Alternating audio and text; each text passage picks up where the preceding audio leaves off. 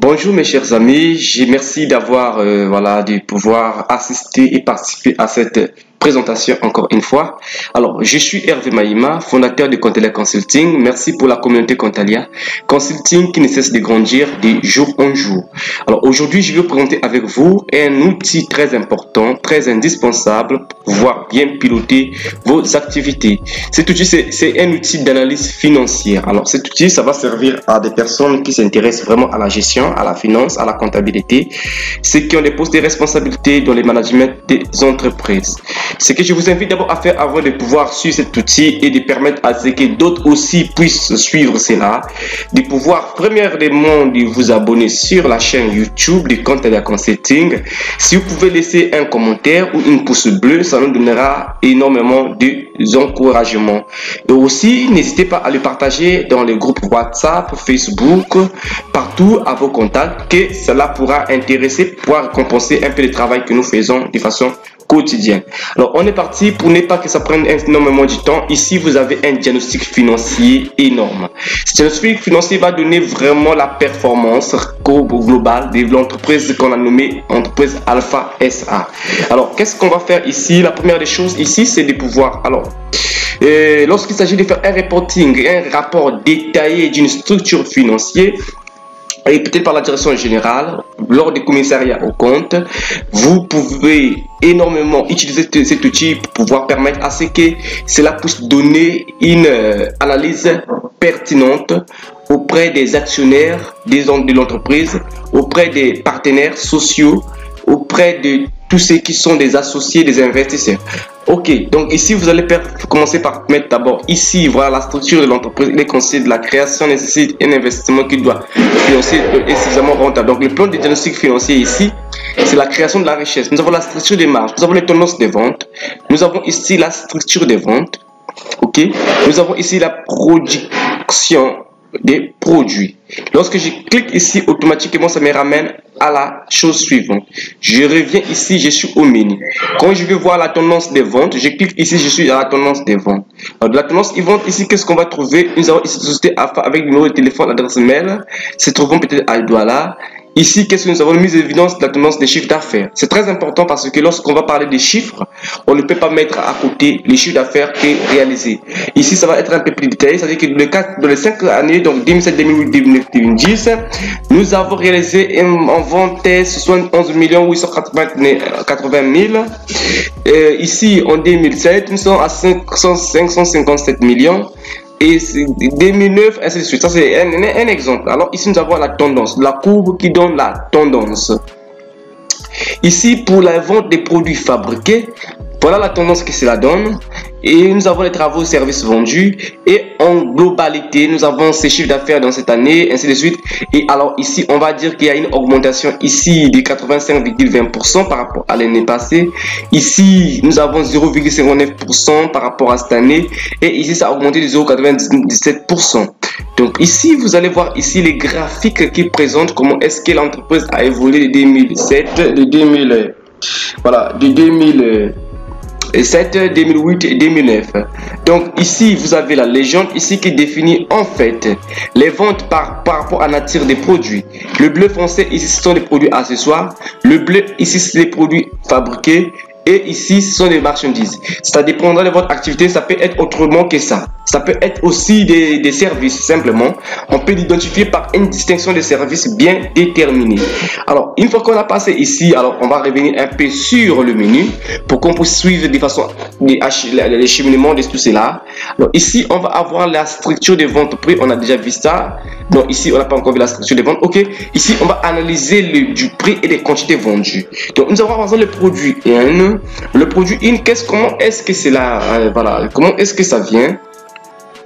Le produit 1, nous avons ici, voilà, nous avons ici des montants qui viennent des prix, des quantités, et total vendu, produit D, ainsi de suite. Et vous voyez que ça donnera ici toujours dans le produit, des produits de l'année, ce qui est vendu en 2007, 2008, 2009, 2010.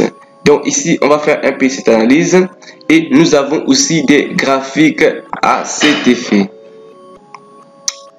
Ok, on va revenir un peu sur le menu Nous avons toujours les taux de conversion de l'excédent brut d'exploitation. Nous avons l'analyse des risques liés à la structure des charges. Mise en évidence l'effet des ciseaux. Je pense que les financiers connaissent. Calcul des différents seuils de rentabilité. Les financiers connaissent. Ici, on a l'analyse de la rentabilité, établir l'effet de réserve, analyse de liquidité de l'entreprise. Tout cela, les financiers connaissent. Alors, on va partir ici sur...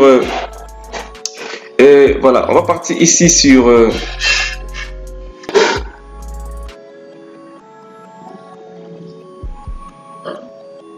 Alors, il faut noter que les données qui sont ici retrouvées ici, il faut les renseigner d'abord au préalable par la partie data entrée. Ça signifie simplement en anglais, en français, entrée des données. Donc, c'est ici que vous allez prendre en fait votre bilan, votre bilan financier. Ok, vous allez renseigner les informations du compte des résultats ici à travers les informations que vous voyez ici. Une fois que vous avez renseigné cela, ensuite, les activités financières vont être répertoriées, se trouvent de ce côté-ci. Vous allez renseigner les chiffres qui se trouvent sur votre bilan. Alors, les activités hors activités ordinaires. Ici, également, vous avez les produits des sessions d'immobilisation des produits hors activités ordinaires, les repos hors activités ordinaires, transfert des charges, ainsi de suite. Vous avez les résultats hors activités ordinaires. Ici, tu as les résultats nets. Les résultats nets, c'est en fait les résultats hors activités ordinaires moins les impôts. C'est-à-dire que ce qu'on va prendre, c'est ici, moins en total, en fait, c'est les résultats. D'abord ici, on va prendre ceci, les résultats des activités ordinaires, plus les résultats hors activités ordinaires, moins les impôts. Et ça qui donne ici le résultat financier. Donc ici, vous allez voir qu'il y a une formule. Ok, je vais faire entrer. C'est ça qui a donné ceci. Et après ici, nous avons ici, voilà, l'effectif du personnel, ainsi de suite. Alors ici, vous allez mettre, alors là, voilà, et désolé, alors. Donc, vous allez remplir ici aussi les bilans. Les bilans. OK. Une fois que vous avez renseigné ici, alors on va partir sur la partie résumé du compte des résultats. C'est présentera ici. On a ici les chiffres d'affaires, la marge, ainsi de suite. Et les résultats nets. Donc, ce que vous avez renseigné sera résumé de façon automatique ici. Et nous avons ici les graphiques qui représentera cela. Vous avez ici les ventes, vous avez les marges brutes. On va aller très vite parce qu'on va pas. Je pense que si vous êtes intéressé par les logiciels, vous nous écrivez par WhatsApp, ok? Par WhatsApp, vous nous répondez. Ensuite, ou par mail, adresse mail qui se trouve dans la chaîne YouTube ici. Vous allez avoir le logiciel, ça va énormément vous aider. Mais sachez que vous allez quand même contribuer parce que c'est un travail très important qui a été fait. Mise en évidence, la tendance des marges brutes. Ici, ça se présente là. Ici, nous avons les charges du personnel qui se présentent ici de façon automatique. Donc ici, vous allez avoir aussi des tendances par rapport au charges du personnel. Ici, vous avez l'excédent brut d'exploitation par rapport aux résultats d'exploitation. Les résultats bruts d'exploitation et les résultats d'exploitation se trouvent ici mis en évidence. Vous avez la courbe, ainsi de suite. C'est pas fini. Alors ici, on va voir l'effet ciseau. Alors, je pense que les financiers doivent connaître ce que c'est l'effet ciseau. Alors ici, vous avez les graphiques, ainsi de suite. Vous avez ici le seuil de rentabilité. Alors, le seuil de rentabilité aussi, les financiers, je pense que vous savez. Vous avez ici les ventes totales, les charges fixes, ainsi de suite. Alors, le seuil de rentabilité, en fait, c'est quoi? C'est le seuil à partir duquel l'entreprise commence à être rentable. C'est-à-dire que lorsqu'on le niveau à partir duquel l'entreprise et les chiffres d'affaires réalisés va permettre de couvrir toutes les charges impôts de l'entreprise. Et ici, ça vous donne déjà les indices. Ici, que quand on arrive, on fait ces chiffres d'affaires, en fait, on est en danger parce que ici, l'entreprise n'est pas stable. Ici, l'entreprise, il est stable parce que le seuil de rentabilité positionné alpha, et ainsi de suite, et le proportion ici à 20,23%. Par contre, ici à 11%, ici 5%, c'est en danger. Donc, c'est très important les financiers, je pense que vous allez comprendre. Vous avez ici les graphiques, et ici votre seuil de rentabilité se trouve là, et puis lorsqu'il est en dessous ici, ça devient mauvais. Ici, ça vous donne des indices stables. Ici, on est confortable. Ça va permettre vraiment une analyse intéressante. Alors ici, vous allez alors voilà, je pense que c'est le point mort. Ici, on a donné la définition de ça. Lorsqu'une entreprise est proche de son point mort, une faible variation de son chiffre d'affaires entraîne une forte variation du résultat net. Alors, on va prendre ici, essai de rentabilité. Alors, ici, c'est toujours l'essai de rentabilité qu'on va détailler par rapport au point mort. C'est l'analyse du point mort d'exploitation. Je pense que les financiers, vous connaissez déjà. Ici, vous analysez du point mort financier. Ici, les financiers, vous connaissez déjà. Donc, rien que les informations que vous allez faire rentrer là-bas, il va vous détailler. Alors, ici, nous avons ici l'analyse des besoins en fonds de roulement d'investissement. Et en fonds de roulement d'exploitation et d'investissement. Je pense que vous voyez, on va pas vraiment, on a peu de temps pour pouvoir tout détailler. On a la liste des investissements ici. En tout cas, ici vous avez les travaux de flux, des trésoreries, tableau de flux des trésoreries. Ça se présente là.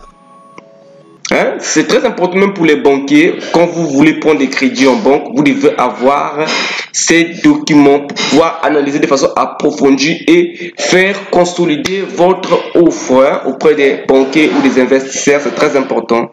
Ici, vous avez l'effet des leviers, ainsi de suite. Donc voilà, je vais m'arrêter ici pour le moment. Alors ceux qui sont intéressés à acquérir cet outil, je vous invite de le faire rapidement parce que nous allons vous le donner pour vous permettre d'anticiper, de faciliter le travail de management, d'analyse financière au sein de votre entreprise. Je vous dis à très bientôt. N'oubliez pas de vous abonner et nous attendons vos notifications, vos SMS, vos messages, ainsi de suite. À très bientôt pour les prochaines présentations. C'est Contact Consulting.